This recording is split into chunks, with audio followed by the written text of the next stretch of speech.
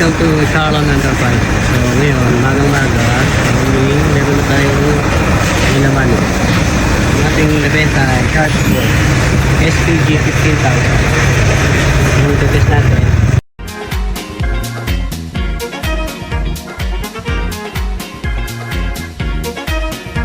Digital na yung lahat. So meron siyang mga safety picture.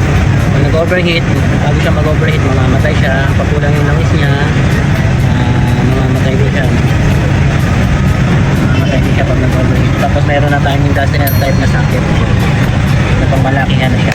Kasi ito, kung gusto nyo gamitan ng extension, so meron din siyang kasama. Tapos meron pa siya dito. So bali, tatlo lahat yung pinakataksakan yan. Ito pag yung gusto mong naka-terminal na, kung ayaw mong gumamit ng socket, meron din tayo sa kabilang side.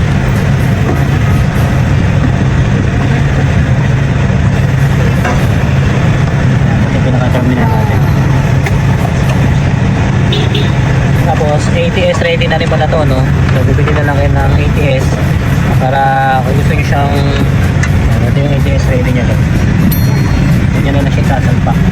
Kung gusto nyo siyang automatic na mag-start at magpapalit, may available naman tayo sa pang ATS. Pero hindi siya kasama sa package nito. Kung yun lang, kung gusto nyo lang lagyan ng ATS, so pwede naman siya. Sa single phase din tayo, twin cylinder, water cooled, 36 RPM, 60 Hz to 24. So yan yung mga specs niya.